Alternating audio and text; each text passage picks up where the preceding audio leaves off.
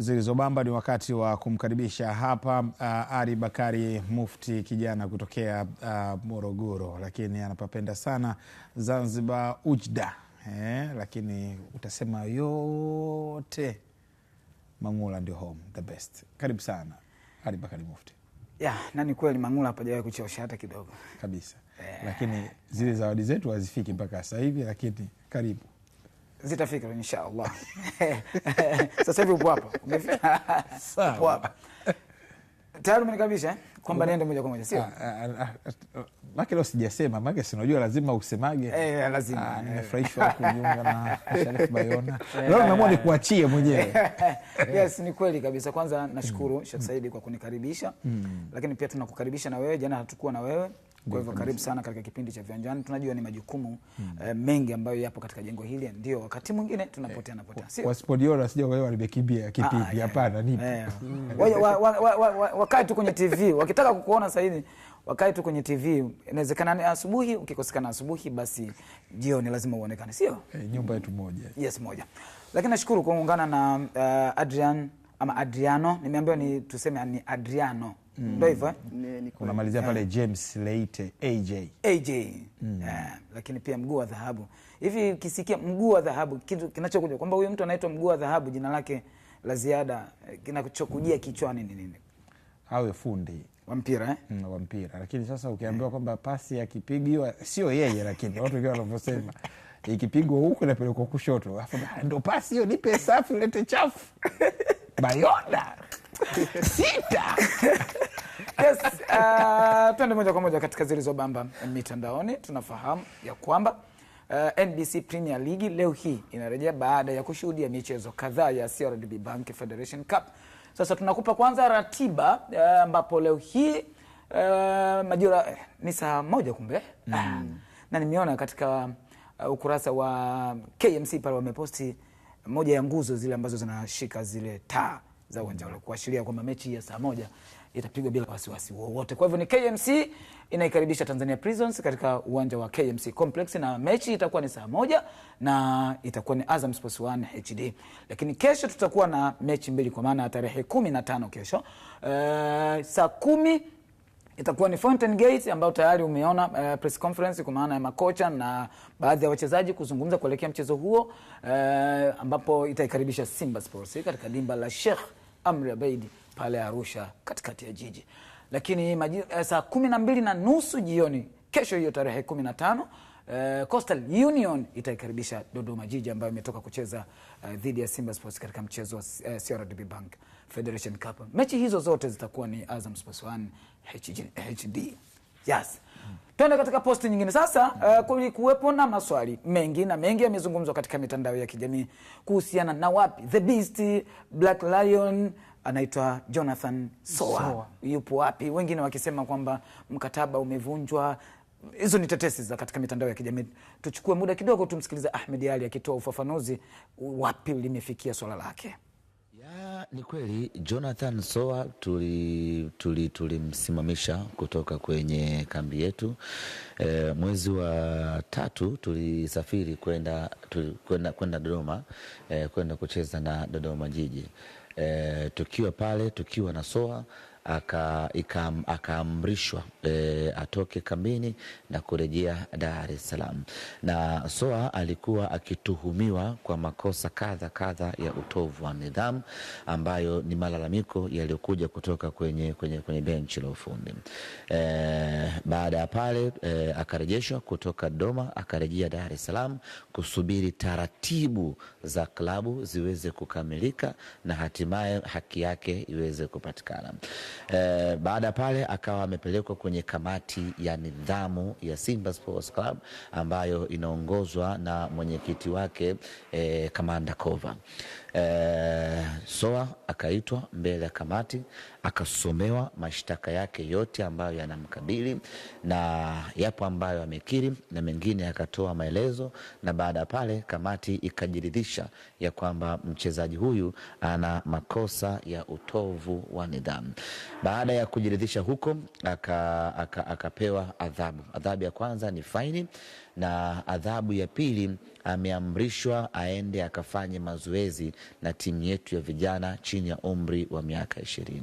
Adhabu hii inaanza mara moja kuanzia hivi sasa, na atakuwa akifanya mazoezi na timu yetu ya vijana chini ya umri wa miaka 20, ikiwa ni kipindi cha matazamio, kumwangalia kama kutakuwa kuna mabadiliko yoyote ndani yake kwenye upande wa nidhamu, basi adhabu yake hiyo itaisha na atarejea timu kubwa kwenda kuendelea na majukumu yake kama kawaida. Kwa hiyo huo ndio mustakabali wa SOA na Simba Sports Club, ya kwamba yupo kwenye kuitumikia adhabu yake aliyopewa, ambayo ni kufanya mazoezi na timu ya vijana chini ya umri wa miaka 20. Naam, yes. Kama kulikuwa kuna maswali watu wanataka kujua, bila shaka watakuwa wamepata ufafanuzi mzuri kutoka kwa meneja habari na mawasiliano wa Simba Sports Ahmed Ally kuhusiana na swala la Jonathan Soa. Kuna swali? Au watu wanataka kujua kwamba utovu wa nidhamu ndani ya klabu pekee au hata katika, maana mara ya mwisho alipata adhabu katika mechi baada ya kufanya kosa. Nadhani kwa Simba hii sio mara ya kwanza kwa mchezaji kumshusha kwenda timu ya vijana. Ni kweli. Nadhani ilitokea Jonas Mkude. Lakini kuna mchezaji ilimtokea ndani ya Simba alishushwa akaenda ya vijana akarudi. Nakumbuka kuna kipindi ile ilikuwa sana ya Jonas na tukagundua kwamba kuna kamati hiyo. Mwenyekiti wake ni Suleiman Kova. Suleiman Kova, yes. Hayo ni mambo ya Simba. Twende katika posti nyingine tuone kuna habari gani. Hapa Sheikh Said, bila shaka utakuwa unaifahamu vizuri zaidi. Ni Jumamosi iliyopita. Ilikuwa tarehe 11 bila shaka ilikuwa. Yes. Ambako kulikuwa kuna pambano la ngumi katika uwanja wa Tottenham Hotspur pale England, kwa maana ya Uingereza, ambapo hapo unaweza ukaona wenzetu namna wanavyoweza kuitumia vyema teknolojia kuweza kutengeneza uwanja wa mpira, lakini na baadaye unaweza ukaubadilisha likafanyika tukio lingine na likafana. Hivi ndivyo ambavyo video hii inaweza kutuonesha namna walivyoweza kuziondoa nyasi na kuweza kuweka katika mazingira ambayo tukio la vitasa linaweza likafanyika. Wao kule ni ngumi tu, sio vitasa. Vitasa ni brand yetu, sio? Naona Adriano anafurahia. Anafurahia nini? Nyasi pale kidogo kwa Adriano mimi nafurahia teknolojia. Msume analisha umeona hiyo teknolojia ya Mufti tunaizungumzia. Yes, ni teknolojia. Ni teknolojia ya hali ya juu. Kawaza weekend. Ukitazama ukitazama viwanja vingi vya kisasa hivi sasa. Yaani viwanja sawa vya mpira wa miguu. Ndio. Yaani vinakuwa multipurpose. Ndio. Yaani ukitazama uwanja huu kuna ule uwanja wa Al Hilal ambao wanautumia hivi sasa, unaitwa misao jina lake, Saudi Arabia, ambao wanatumia kucheza mpira. Al Hilal ya Saudia, Saudi Arabia inaizungumzia. Wanatumia kucheza mpira wa miguu kama hivyo, matamasha ya ngumi na matamasha mengine ya muziki. Kenda pale Real Madrid wanaibadilisha ile pitch. Kwa hiyo kwa hiki ambacho amekifanya ndio viwanja vingi hivi sasa wanavitengeneza vikiwa na malengo mbalimbali. Mimi kwangu nilivyoiona hii, kwa sababu ilikuwa ni fight kati ya Tyson Fury dhidi ya anaitwa Arne Mudov ambaye ni Mrusi. Na kumbuka Tyson Fury alikuwa anarudi kucheza pambano baada ya miezi 16 kupita baada ya kupigwa na Alexander Usyk katika mapambano mawili. Na yeye alisema kwamba anastaafu ngumi. Kwa hiyo urejeo wake Tyson Fury hapa na kushinda mechi hii, kuna vitu vingi sana viliendelea, kwa sababu mojawapo ni alikuwepo AJ Anthony Joshua alikuwepo, na wakati baada ya kupata ushindi wa unanimous decision, yani ushindi wa majaji wote watatu katika raundi 12 walicheza. Unaweza kupiga raundi 12 mara dakika 3 hapo. Dakika ambazo 36 walizozicheza, alafu ni heavyweight. Alisema kwamba anatamani fight inayokuja acheze na AJ, ili mradi wawapatie wapenzi wa masumbwi duniani na hususan wa Uingereza wapate uhondo huo. Lakini upande wa pili, binafsi baada ya kuona tukio hili nikasema pambano gani ambalo linaweza kwenda kufanyika Benjamin Mkapa na hali ikawa kama hivi? Yaani nyasi yote inaondolewa. Sio nyasi inaondolewa. Yaani pambano, kwa sababu hapo kama unavyoona wameweka unaona pitch ni kama inaondoshwa. Yaani pitch inaondoshwa. Inaondoshwa pitch. Yes. alafu inawekwa mazingira sasa ambayo fight inachezwa hapo, alafu then tunapata hiyo fight. Mimi binafsi naiona, mfano inaweza katuletea hatua Kiduku na Hassan Mwakinyo labda hiyo inawezekana tukakipige pale Benjamin Mkapa. Sasa unataka katika mazingira ya kama hivi kwamba uwanja hivyo viwanja ni vya kisasa vilivyojengwa hivi karibuni ndio vinaweza, au unataka katika mazingira yale, kwani yani Benjamin haiwezi maboresho yakifanyika inawezekana, kwa sababu hata Tottenham uwanja walifanya maboresho. Sio hiyo Tanzanite inatengenezwa kule nani uwanja wa Arusha sio wa kisasa. Zanzibar kule vipi? Lakini teknolojia yake ndugu yangu sio mchezo, kwa sababu kama ile Santiago Bernabeu pale sio teknolojia ya kawaida yani. Ni kitu ambacho kinawezekana lakini gharama kubwa. Sawa. Yes, ni mambo ya teknolojia, namna yanavyoweza kukua na kusaidia kuweza kuboresha katika mambo ya michezo. Tuende katika posti nyingine. Manchester United, sijui kama walipata usingizi kwa mkia leo. Hakuna usingizi. Hakuna hakuna. Taarifa zao tunazo. Okay. Kipigo cha magoli 2-1, lakini kikubwa katika mchezo huo ni kadi nyekundu ambayo aliipata Lisandro Martinez. Lakini unaweza ukaangalia kwa hii picha tukio ambalo alilifanya. Faulu ambayo ilimpelekea kupata kadi nyekundu au ilisababisha kupata kadi nyekundu, tunaweza kusema hivyo. Alivuta bwana nywele bwana.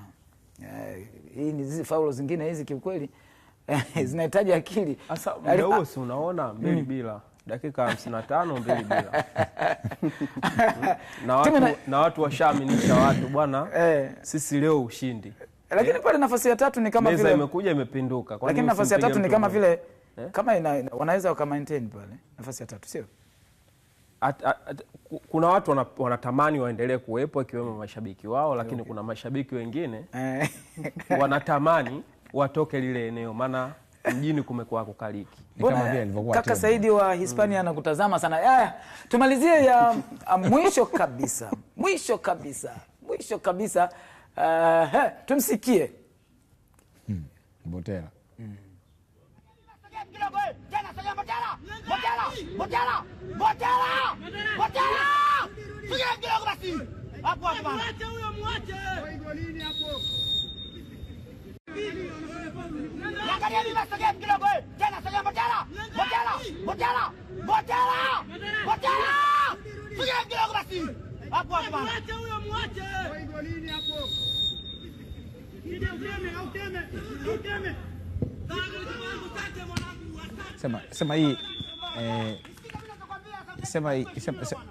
Sema hii Mufti ingekuwa tamu sana golikipa anamuita Mbotela alafu angefungwa.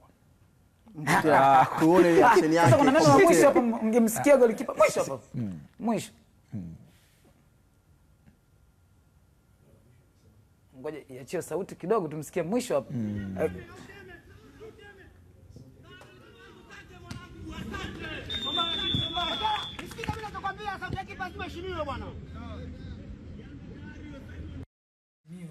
Baada tu ya kile alichokifanya na pale kinampa sauti zaidi ama mamlaka golikipa sasa na hapo kumpa onyo. Na hapo ndo unajua kwamba golikipa analinda clean sheet. Asante sana Ali Bakari Mufti kwa kuweza kutupitisha hapo katika Mbotela. Sauti ya mtozi heshimiwe ya kwamba chunga muda. Ni kweli.